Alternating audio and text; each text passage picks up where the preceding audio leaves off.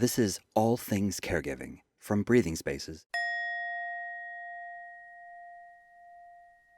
Hi, everyone. My name is Cindy Mariner, and I'm here with another episode of All Things Caregiving. We are very excited today to be here today. Number one, Cindy Gum, my co-host. Welcome. Thank And you. we have three new friends in our audience here today. We are very excited to host this episode, and all of you have such distinguished backgrounds. I would actually love it if you introduced yourself, and then we will pop into a conversation. Michael, I'm going to start with the gentleman in the room, if you don't mind. Sure. I was going to defer to ladies first, but I guess chivalry is on pause, at least for the moment. My name is Michael Lewis, Chief Behavioral Officer at Family Legacy Financial Solutions. My background is deep-seated in Wall Street and finance, where I spent the better part of my career working with institutional investors, portfolio managers, and traders identify risks and improve their returns. Now, what fascinated me the most about Wall Street was just the way traders dealt with stress. And I used to think that was the most stressful job I've ever seen, but now working with caregivers, I realize that caregivers really are the true champions. They deal with stress in ways that traders can't imagine. Just briefly to say, one, traders are basically trading with the company's money. Caregivers are making decisions with their own money. That's a big deal. Two, traders get a nice salary. They're handsomely compensated. Caregivers, not so much, if at all. And three, at the end of the day, traders work very specific hours. Market opens, they're fully indulged. Market closes, they go home. They can compartmentalize, and caregivers don't have that luxury. It's 24/7 all the time. Never know where the next emergency. So I have come to really have a profound appreciation for caregiving, and this is my way. And the guests that we have today all feel the same way. This is an important topic, and we're glad to be a part of it. Wonderful. Michael, thank you so much. I appreciate that. Dr. Karpel, I'm going to go directly up to you. All right. So I'm Dr. Mara Karpel. I'm a clinical psychologist. I've been in practice for, it's hard to say, but over 30 years. And my specialty in graduate school and coming out of graduate school was geriatrics, working with older adults and with caregivers. And I worked in nursing homes, very large nursing homes in the New York City metropolitan area for several years before moving to Austin, Texas, where I continued doing that.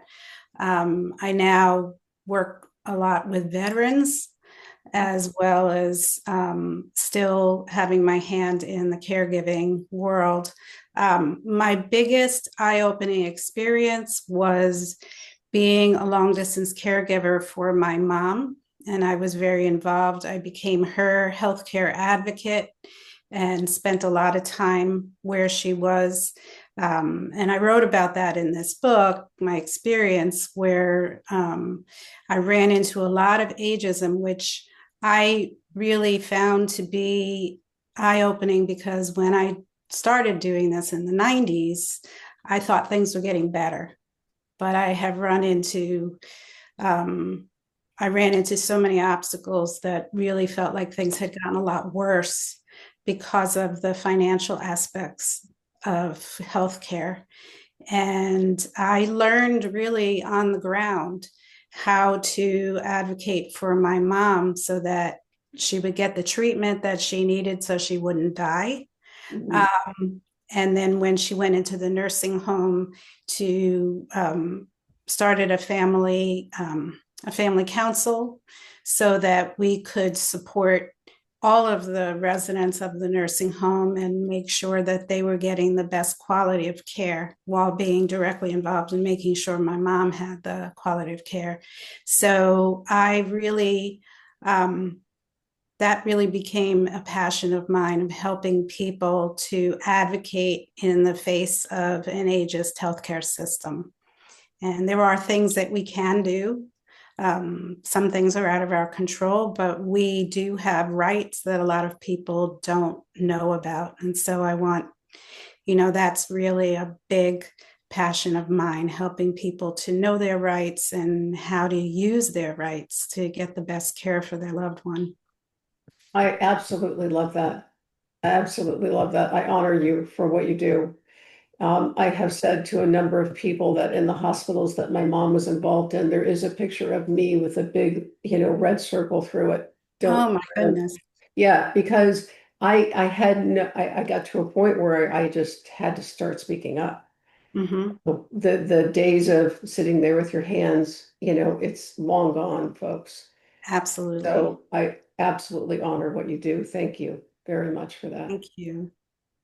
Christina, tell us about you, please. Hi, I'm Christina Buchanan, and I am actually a speech language pathologist by trade, medical speech language pathologist. And so, what I've done in times past has really resonated now, kind of currently, into my current position as CEO of Trinity Rehabilitation and Wellness. So, it started a long time ago with a passion for the geriatric and elderly population, similar to Dr. Karpel there in the nursing home settings, where I really started to really engage with Alzheimer's, dementia, those specific areas. And they really intrigued me neurologically. Another area of my expertise is Parkinson's disease and aging in Parkinson's disease. So those are my areas of specialty in medical speech language pathology, but I wanted to do something bigger and more, I think, impactful as an owner of a rehab company. So I have occupational, physical, and speech language pathologists that work for our company who we employ to help with the rehab aspects of people's health. But even beyond that, how do we bring all of these different professionals together? And in my chapter, in chapter 20, the care team is a major area of need, bringing different outside functions into the sphere to really make whole health even better. So rehabilitation by nature is to get someone back to a supposed baseline, right? So we want to get people better. We want to get them at least back to as close as we could before. But we can't do that without, I believe, a tribe, a group of people, a team that can really focus on the various areas and needs. And we certainly can't do that as just a rehab team. So currently I'm working with a partner of mine to develop a care model that integrates medical and non-medical. And so we're really bringing two spheres of the supposed medical world together, and bringing a clinical aspect, metrics and measures to really enhance that. And it does really reflect in the care team chapter how that works. So developing a team of professionals to really support the aging person, but also the caregivers that are involved, the family members, bringing alongside insights and also educating family on what aging looks like and how that is going to shift a person into a different phase of dementia, a phase of Parkinson's. How can we come behind and beside not just the patients, but the caregivers?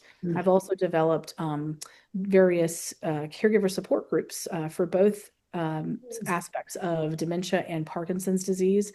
I've been featured on the Duke University Health various support groups and speaking and providing some hope to a lot of the caregivers that feel like the burden is heavy and they're not really sure where to go or where to start when it comes to healthcare, whether it's medical or non-medical. So my goal in my company as a CEO is to come besides not just the patients, but the caregivers as well, and to really bring the team together in various ways on the medical and non-medical ends of it. So I'm very excited to embark upon another journey in my career, but also to support the much, like I said, unserved population of caregiving. Absolutely fantastic. Absolutely fantastic.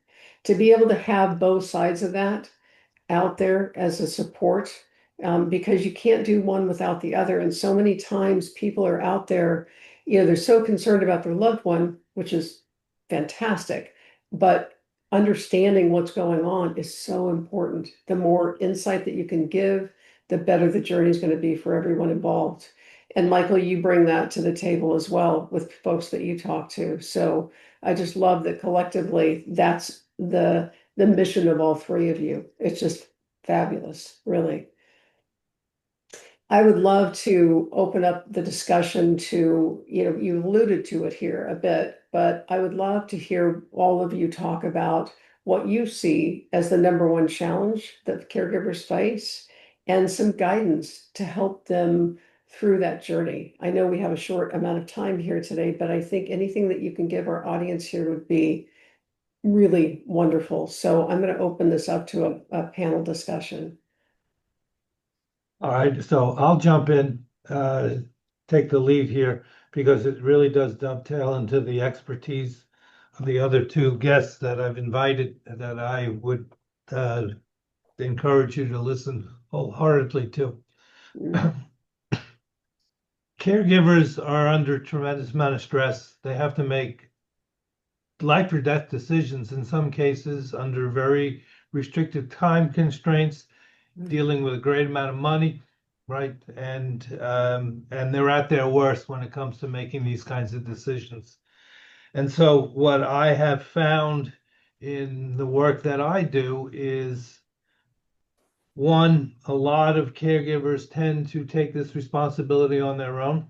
They don't ask for help. They become very isolated, and they basically take on the entire burden of not only caregiving, but any financial obligations that need to be covered, without thinking about themselves and the fact that they have other members of the family, their family, that they need to take care of as well. And you're going to hear from Christina talk about the importance of having that network, how to discover where they are, and how to leverage them, right? So that they're pulling the same way.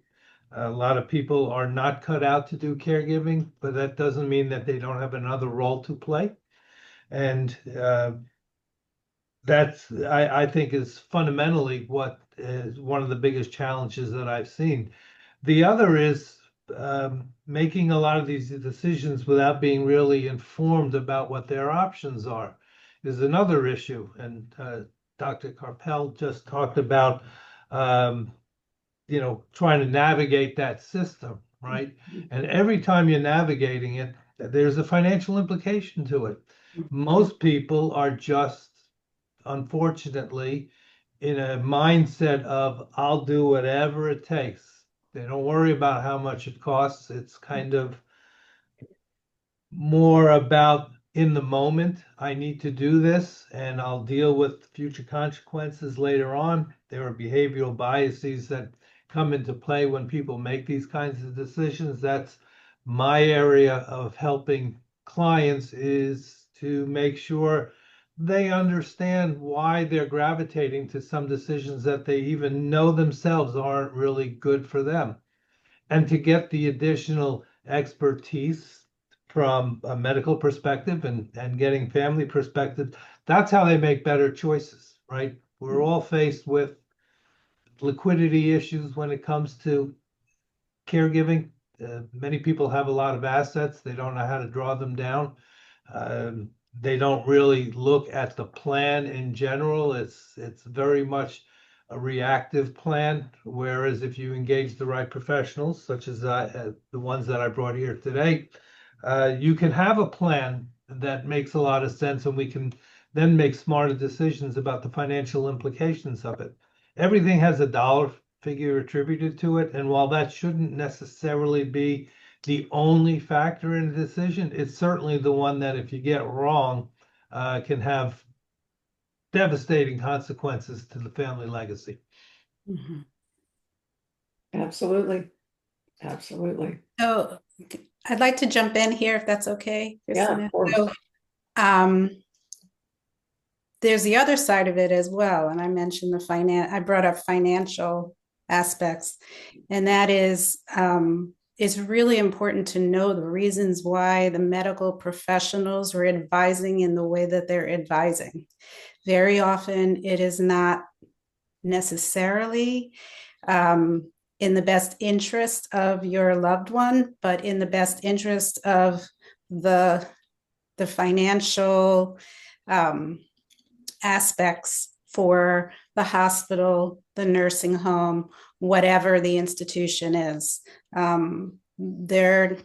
These days, a lot of places are nursing homes, hospitals are for profit, and they're looking at the dollar. They're looking at what makes sense for them. They're not necessarily looking at what makes sense for your loved one. And that's where the ageism comes in, because they make choices based on the age of your loved one, that, oh, well, they're already old, so we're not going to spend that much money on treatment, which is what I have looked at the situation with my own mom, trying to figure out why they were pushing so hard to put her into hospice when she was not dying, but that she would have when she was in the hospital, and the doctor was refusing to give her the treatment that she needed to survive and thrive. It was not an invasive treatment. It was just a matter of giving her a little bit more diuretic to remove fluid from her lungs. But they kept insisting that no, she couldn't handle it. And it came to the point where we had to say, well, what's the risk that she's going to die?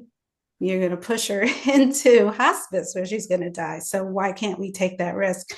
And, I did a lot of research after this happened to figure out why this happened with my mom. I found out that it wasn't unique. This happens very often. I met many people who this happened to, and I found out that a lot of it has to do with the finances of the hospital. There may be positive marks that they get for putting someone into hospice. I'm not going to go into the kickbacks and all that, which there have been exposés about that. I'm not going to accuse everybody of that without evidence, but a hospital gets a black mark on them if somebody dies in the hospital. A hospice, that's where it's expected that people will die. So the hospital is trying to both save money on treatment as well as not get a black mark. So that financial part also transfers to that side. And what I want people to know is that knowledge is power. Knowing what's going on, knowing what other people have faced. Like when I went through this, I really didn't know that part of it. I knew it from a professional side as a psychologist. I didn't deal with this side before, and I was like a deer in headlights. But I had the advantage of having worked in nursing homes with people who were dying and people who were not, and I knew that my mom was not at that point. And I also had the advantage of having colleagues who were in the medical world who could tell me, yes, you're right, your mom's not dying and it's worth trying more treatment. Most people don't have that advantage. So knowledge is power. Finding your allies, finding the people within the system who can support you, as well as organizations that can help, like the Ombudsman program. If your family member's in a nursing home, it's a federal program that's really important. That every state has their own office, an Ombudsman program, but it is federally required, and they know all of the laws. They know all of the federal guidelines when your loved one is in a nursing home. So I got to know the head of the Ombudsman program for the state where my mom was in a nursing home, and I had a relationship with her where I could email her and say, hey, this is what's going on with my mom. Is this right? No. She would come back and tell me, no, this is not right. Or, yeah, but this is what you should do. They were really, really strong advisors. Also getting support from other people and finding out that you're not alone, that this is not something that just is unique to your family member. There are other people going through the same thing. And that helps with both information, getting information for how they're dealing with it, but also just the emotional support. Mhm. Because I would say the number one thing for me personally was when I was not believed. When I would say, my mom's not dying, and the physician brought in a team of people to convince my brother, who was the power of attorney, that I was unrealistic and I was living in rainbows and unicorns. So, and I believe that sort of gaslighting happens to a lot of people. Luckily, my brother was, open to believing me, and I was able to point out my medical professional friends who supported me. But most people, don't necessarily have that. And just having a support group like a family council in a nursing home facility or even assisted living, that can be really a really big support. Or if you're a caregiver at home, belonging to a caregiver support group, really, really powerful that people believe you. Otherwise, if you feel like nobody believes you, you're more likely to give up. And your family member, that's the final thing that you need to know, is that your family member needs your advocacy. Because even if they're in their right mind, even if they're able to speak for themselves, they're not necessarily listened to because they have wrinkly skin, they're in a wheelchair, maybe their speech is not clear, and people will just assume that they're demented.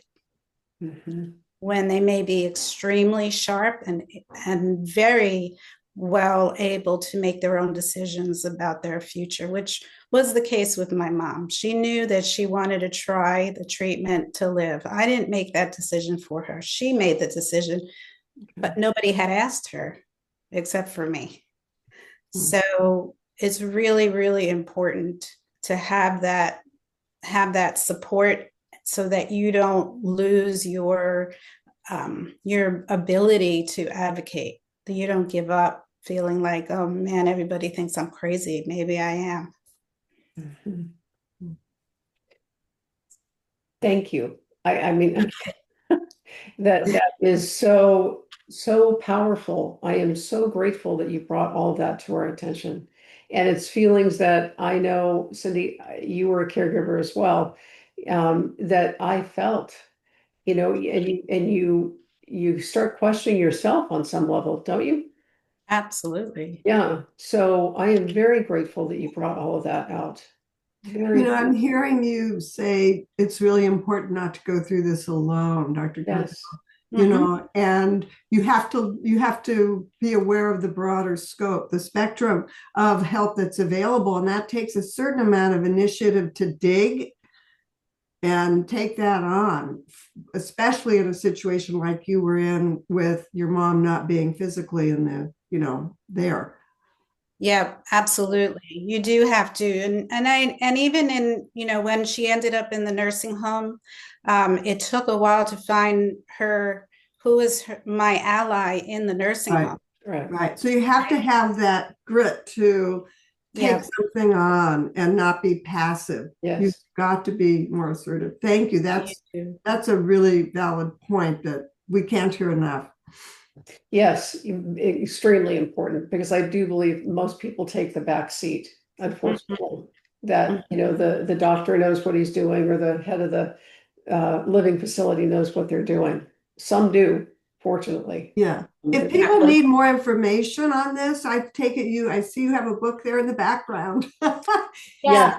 I'm thinking if this is an issue for some people, that perhaps this book would really be helpful. Well, the book that we all wrote together, I wrote some in my chapter. I wrote some resources in there. That book, my other book, is about living a passionate life, no matter your age. But if you go to my website, there's information there as well. I've written a blog for about 11 years or so, and I have a radio program and then a podcast. And I had a lot of expert guests on my podcast talking about those sorts of things, even people who were heads of ombudsman programs. And people can just contact me through my website, drmarakarpel.com, and I will help them. I'll give them resources if they need it. You're all advocates, aren't you? Yeah, Yes. that's why you teamed up together, obviously. Yeah, Yes. anxious to Yes. learn more. Thank you. Yes. Angels, no doubt, no doubt. I'm Christina, going to dovetail a little bit off of what Dr. Karpel said there, with like really finding your people and your advocates in your corner. And I think that's what's kind of part of what a care team is about. And when I say the care team, I'm not saying like just a single care management team or, a single entity. I'm talking about really designing and tailoring your family member's care to not only just assist your family member, but assisting you, because you are integrated and you're woven into this caregiving role. And sometimes it's by choice, sometimes it's not. And you really do need to have the backing and the backbone, the foundation, the cornerstones of care to really understand what, as Dr. Mara had said earlier, what am I getting into, and who is talking to me, and what is the voice that I'm hearing, because I need to understand more about this. And do not be afraid to speak up and ask the question. I'm sorry, Dr. So-and-so. I really need you to explain that to me. I really need you to, map that out for me. What does this look like 5 months from now, 2 months from now? What does this look like in 30 days? What things can I expect from this diagnosis? And how do I need to be prepared as the caregiver going forward? And I really, really feel that, Dr. Karpel, you talk a lot about that in your chapter, but managing all of that as a caregiver is so overwhelming, as Michael had said earlier. And managing that within multiple professionals, trying to kind of stream different people's ideas, can be very cumbersome. So in my chapter, I talk about a trusted care manager, a trusted PCP, a trusted individual that can help with that point person, but yet gives you the voice and gives you the ability to work within the spheres of the care team. So if you have a care manager, for instance, that is helping you navigate rehab, helping you navigate non-medical caregiving services, helping you navigate even finding a new primary care, because let's just say your physician is not making the mark with the geriatric side or the aging mom or dad family member that you have. And let's just say their diagnosis just got more pivotal, just changed, and you need someone who can really come beside you and work with you in that sphere, and helping you develop an understanding and education, a knowledge base of what you're about to head into. And it does propel back to finances as well, because this costs money. So what does this look like financially? Talking to an advisor yourself as a caregiver is also very important as you're managing someone else's care, be it a loved one, be it mom or dad, whoever it is. If there is any inclination that there might be funding coming from outside of a family member's bank account, there needs to be a lot more preparation financially than just simply working from a mortgage that went through. Oh gosh, we have all this money now, we have all this time. You really don't, when it comes down to managing illnesses, chronic diseases, and the potential for things to change very quickly, and sometimes even overnight. So I talk a little bit about that in the chapter. I touch upon financial, but I know Michael is the expert, and that's how we kind of connected to Michael. We talked about the need for understanding medical, but we certainly need to understand the financial implications, because it does impact everything. Piece of advice, and a resounding one from my book that I certainly want to get across, is to ask the questions. Number one, always ask the questions that you dare not. So if it's a question that you're swallowing, I want you to think about it this way: ask it right away, because it could be the question that changes the care path of your family member or even yourself down the road. Caregiving is a legacy also for yourself, and especially if you plan to age in place. That is another piece. So all of these different professionals that you're contacting, hit the save button. Make sure you have the contact information, because if you did it right, wonderful. If you did it wrong, you want to remember that too. Mm. And when you pivot, perhaps you'll find the right professionals and create the team that's going to best manage your loved ones and perhaps yourself, your own conditions down the road. I'm finding more and more in this caregiving sphere that caregivers are also older. So they're becoming part of that very small gap between needing the care Mhm. and also caregiving. I currently have someone who I care for under my own profession who has a sister who's in her upper 90s. And so I think of like, okay, where's the care there? So how do we help you? And we might need to at some point very soon. She's amazing, but I think about what that shift would look like if that caregiver wasn't there anymore. So having a plan and navigating that plan with power of attorney, with guarantor, having emergency contacts, ensuring that you have these people in your sphere and set up before you get to that point of crisis, which is another chapter in our book, is critical for caring well, balancing the stress as best possible. We never know what's going to happen. So having these items in place, these cornerstones in place are critical. Absolutely. Sounds like we have to learn to be our own best advocate first. Yes. Yes. 100%. Yeah. And I think I just want to just mention the ageism also affects the caregiver, because as you said, many of the caregivers are older and the medical professionals don't necessarily listen to the caregiver. Mm.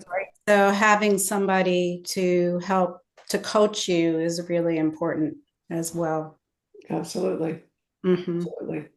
This is such invaluable advice from all of you, and you're speaking directly to humans that are in the middle of going, through their caregiving roles. And if they're not quite yet, this is the time to start listening to all of this, right? The more that we can plan ahead, we can't always plan ahead, right? I had blinders on the whole time. Nope, mom's going to make it. It's all going to be fine. It's going to be fine. It's going to be fine. It's going to be fine, because I'm not going to go through that. I'll lose my mom, so this isn't going to happen. And that's where I found myself in a world of spinning, Mhm. and second guessing myself in the middle of being more assertive. And then with time, you start learning a little bit more, but hindsight, right? So I would love to hear, Cindy, do you have any particular questions that you'd like to ask these folks? Well, I'm learning a lot here. One Yeah. of the questions I had for Michael was about financial resources other than our personal ones. Most people think about a mortgage and paying down, that's their biggest pot. But I'm wondering, are there other financial resources available? And is that something, you help people kind of discover if there's more than they are aware of? It sounds like, I don't know if you want to address that, but I had that curiosity. So that's a great question. Most people do jump to the house as the first source of liquidity. And there are several ways to access it, but very seldom do they factor in all the options before they decide.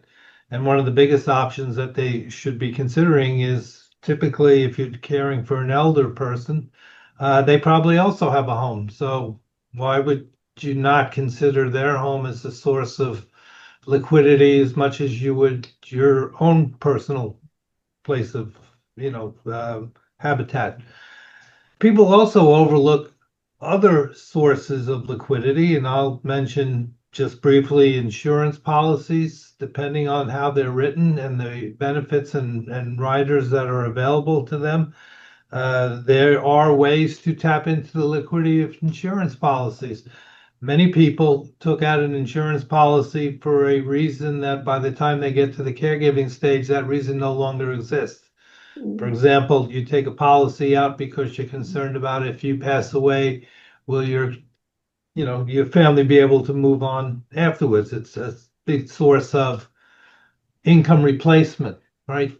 As you get into your 60s and 70s, that's not so much of a need anymore. So your need now transfers to something of legacy planning. Do I want to leave money for my children? That forces you to take into consideration whether or not your insurance strategy is working. But it also provides an opportunity to say, well, if it's not working, what are they worth? Are there ways that I can get rid of my insurance policy? They have built-in cash value, especially when you're dealing with the elderly. They have the option of selling them off and getting pretty good returns on them by adequate settlements.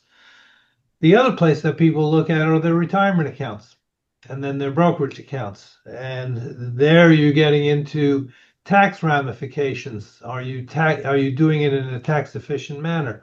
Most people will run to their 401ks. They'll take an early withdrawal hardship. But if they don't properly qualify, they subject themselves to taxes and penalties. There are other options, and I'm not going to go through them now, but if you take anything away from this, what you should understand is there are lots of sources of liquidity that you have. There are also a lot of financial assistance programs that you can tap into. Family members who necessarily, again, don't want to get involved in caregiving but are financially well off, we would encourage you to ask for their help and codify it in a family caregiver agreement.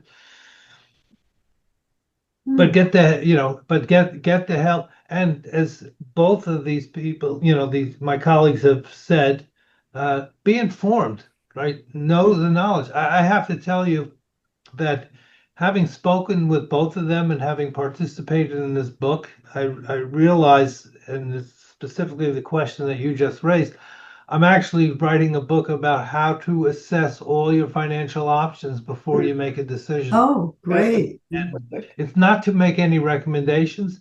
My goal is to teach people how to think about what they're doing, right? So your question is awesome, and I thank you for asking it. But yes, I would encourage everyone to be in a position where they understand choices, that they have reliable people guiding them through these choices. These are complex issues, right?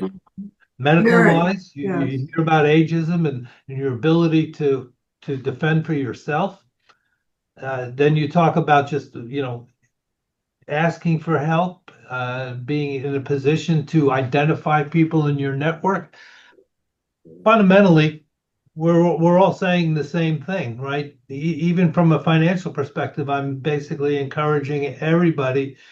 You want to get your finances right? Absolutely do. But if you want to get the decisions right, which I think is fundamentally more important than anything else that you can do, then you got to have the right team in place. And yes, I'd like to be considered as part of the team because there is the common thread of all of this, which is, I hate to say it, but it's money. But you got to have the right experts, and no one expert can fill all the voids that you're dealing with from a caregiving perspective.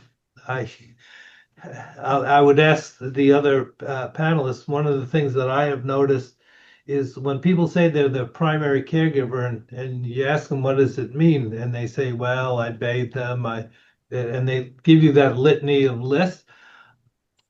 And I ask them, well, I don't think that's the role of the primary caregiver. The primary caregiver really is the PM of all this, right? It's the organizational aspects of it, which has a whole different set of skills. So I'm interested in hearing your thoughts in terms of how do we get family members to stop doing things that on a cost-effective basis can easily be delegated to somebody else and really focus on what's most important, which is how do you organize this thing? How do you project manage this journey?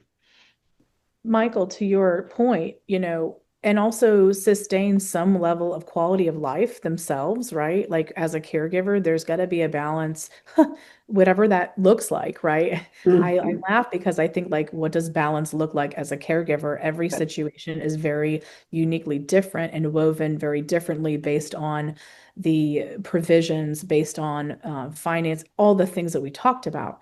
But how, as you said, can you manage this at a level where you can also have some sense of mindfulness, quality of life, and perhaps engage your loved one a little bit better without the strain and stress as heavily woven into your day? Um, we often see caregivers kind of like zombies, they're walking through the day, just day to day, and we're just trying to get to the next day, maybe the next moment. And how can we come beside all of these people and saying, hey, there is this concept of ageism. There's this concept of your voice. There's this concept of financial help. There's this concept of care team that we can bring to the table to alleviate some of those stress levels and to also bring back your quality of life as a caregiver. Mhm. I know in my situation, and I was pretty lucky. My brother, as I mentioned, was the power of attorney for my mom. He lived closer to her, but I'm the one who had the background in geriatrics. So he was really good with the finances. So we kind of split that. He took care of my mom's finances. He found ways of finding money for her. He spoke to attorneys. He did that really well, even used her catastrophic health insurance to pay for a private caregiver when she went into an assisted living so that she would get extra care to take her outside a couple of hours a day. I would never have been able to do that. That's not my, that is definitely not where my skills lie. So I was the one, you know, looking at the situation and saying, hey, this isn't right. We need to fix this in terms of her health care and her daily care. And he was the one dealing with the finances. So I know people are not always, don't always have that in their family. And a lot of times siblings kind of split apart. Right. So having someone who could help with the finances, like you, Michael, can be really helpful to a caregiver, because I don't know that we would have been able to get my mom all that extra care if I was the one doing that, because I didn't know that aspect of it. Mhm. So we kind of have to create our own teams. Mhm. I think that's one of the biggest takeaways we're having here in this conversation today. You need to have a team. Yeah. Flying solo is wicked tough, and things will get missed, and you will get flushed in the middle of it without having the right folks around you. And I feel like the caregivers groups, when you can gain insight from others, it can be as small as, okay, how did you get your mom to eat that? It can be that small, but that small can make a significant difference in your caregiving journey. And having advocates like all three of you on the team would be phenomenal. That's icing on the cake. And it makes that journey so much easier as you go through this. You're rays of hope. Each of you are rays of hope. And I am grateful to each one of you for what you do and what you bring into this world. It's truly a gift. Thank you.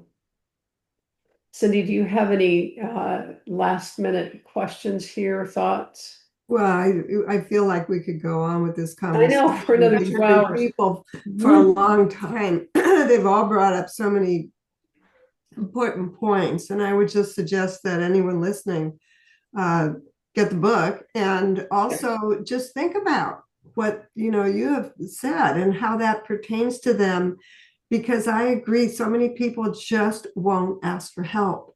And until you get vulnerable enough to say, I can't do this alone, I don't want to do this alone, you can stay stuck. So hopefully your message will get out there and help people advocate for themselves and each other. Thank you so much. This has been really, really interesting. Yes. Closing thoughts, none of you have to do this alone out there in this audience. You do not have to do this alone. You don't have to have $20 million in your bank account. There are people out there that can support you in various ways, so please reach out for help. We've got websites on here from all three of you, so I do hope that folks will reach out. And I would also love to have all of you back one day and talk to us. You know, we can do that individually or as a group, but I think that there's so much more that we could talk about. And I am truly beyond grateful for all of you. So thank you to our audience for being here again. Cindy, as always, a pleasure to have you with me here. And thank you for all for watching another episode of All Things Caregiving. Goodbye. This has been All Things Caregiving from Breathing Spaces